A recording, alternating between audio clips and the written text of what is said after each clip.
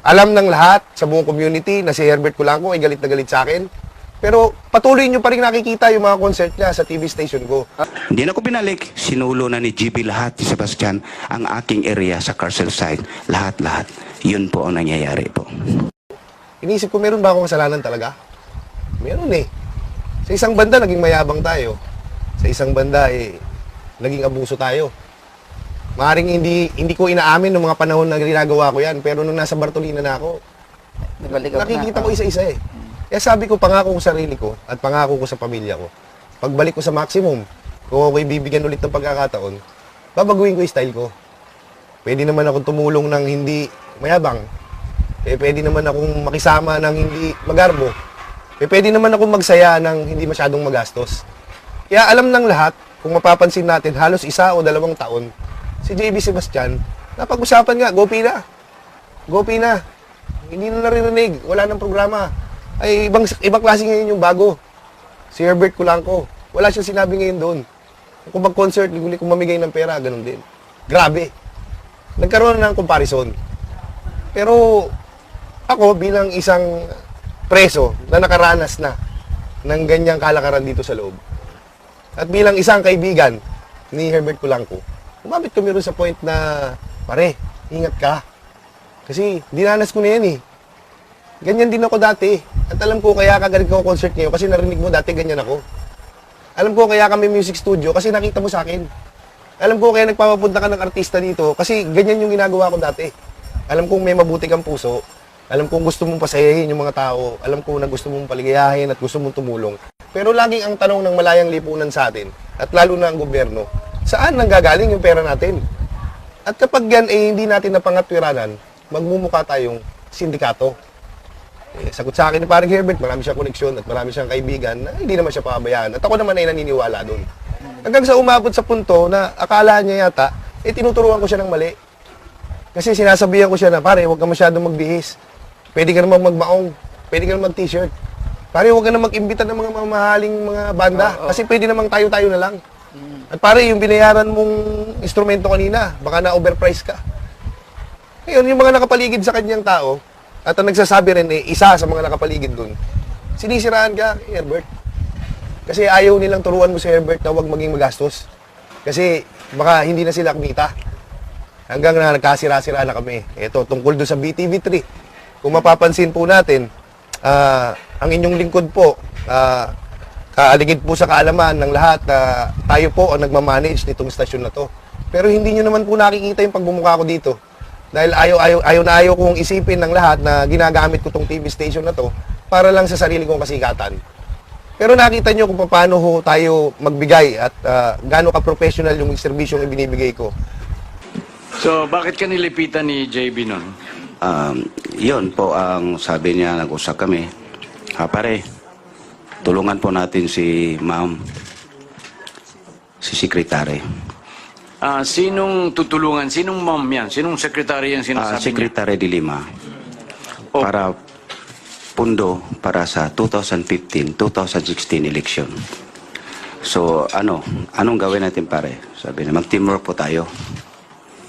Sabi ko, alam mo na yon, yung tayo ng mga items, iano mo doon sa area mo.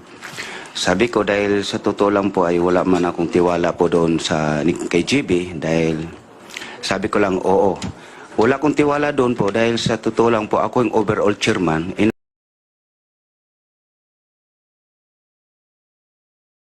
Gusto ba nila sa maximum kaysa sa medium? Kasi po ang maximum ay Las Vegas po.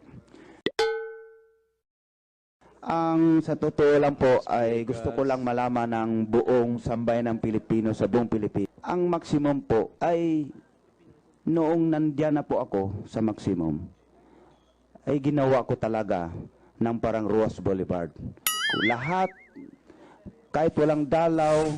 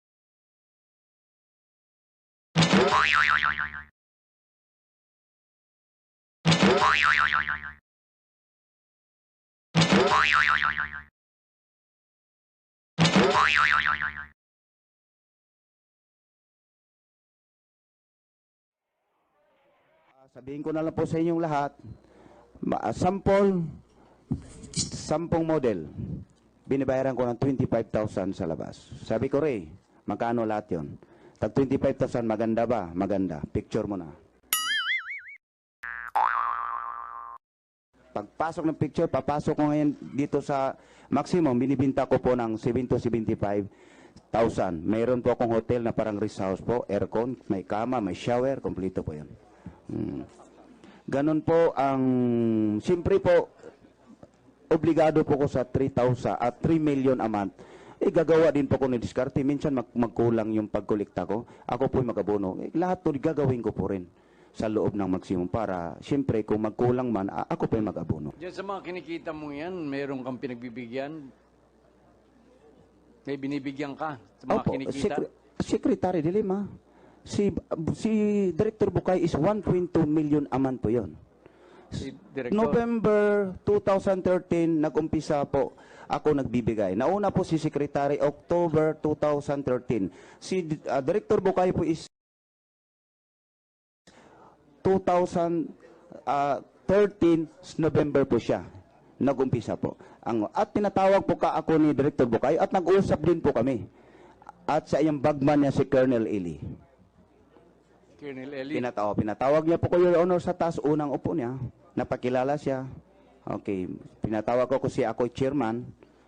So, sabi niya sa aking una na, Chairman, ang gusto ko lang, walang gulo ha, kasi kakaupo lang. Kailangan ganito. Peace and order. Sabi ko na, Director, okay. Director, walang problema. Peace and order dito, walang gulo yan, walang away, walang patay, ganito. So, mga ilang months po, pinatawag ako uli at nag-uusap po kami doon sa ADCO office. Nagtaka ko po ako, may opisina man siya, kasi yung opisina nandyan po si YC Ragos, alam na pong opisina nila doon, malaki yun. Nagtaka ko, doon ako pinapasok sa ADCO office, yung assistant, tawag doon, assistant director, doon kami nag-usap. At iniwanan po kami ng isang superintendent at nag-close door po kami. Sabi, Sir, good morning. Herbert, alam mo naman, kakaupo ko lang ilang months. Alam mo naman ay tulungan mo ako na kasi maraming gagastusin. Ilang months pa lang ko po. Sabi ko, Sir, wala problema, sir. Akong bahala. Sige, bahala na kayo na mag-usap ni Colonel Eli, yung bata ko. Sige, sir. Kung titingnan ko, sir, kung magkanong mariris natin kaya, sir. Sa sir. Sige. Thank you kayo. Salamat, Herbert, ha. Pasensya na. Kasi alam mo na ilang months, medyo bago lang ako umupo ng Bucor Director. Yan po, Your Honor. So, yung sinabi mong binibigay mo kay Secretary De Lima, kasama na yun yung 3 milyong binibigay mo. Doon na yan. O iba? Iba po ito kang Secretary De Lima, 3 milyon. Yung 1 million, every concert ng big event, big concert ko is 1 million sa Bear in Can. Ito naman kang Bukayo ay kinukulikta ko rin sa mga side ko sa mga big time drug lords and big time inmates. 1.2 million po, buwan-buwan din po kay Director Bukayo. Ang tumatanggap po sa 1.2 million po, Your Honor, si Colonel Eli. Ang magbibigay po sa pera sa labas po, kung saan sila magkita sa McDonald's, Jollibee, ito po si Renanti Diaz, ang aking talent manager po, Your Honor. Nagkasundo kayo na magbebenta ka ng sabu. Paano ang detalye nitong kasunduan ninyong ito? Okay po. So, yung instruction po ni Sir Jonel nga pundo para 2015 ni Secretary De Lima, 2016 eleksyon ang sabi niya sa akin, kung ilan ang kaya. Yung membro ko, ang kaya lang po is 5 kilos per 2 weeks po. So, 10 kilos sa isang buwan po. Ang halaga po noon, ang bigyan ng presyo nila po ay 1.7 po. Binibigay ko po sa aking mga membro po. At sila nang bahala doon. Yung pera po, pinapapasok doon sa mga dalaw papunta sa loob. At ito naman po ay kinukuha po ni Juniel Sanchez.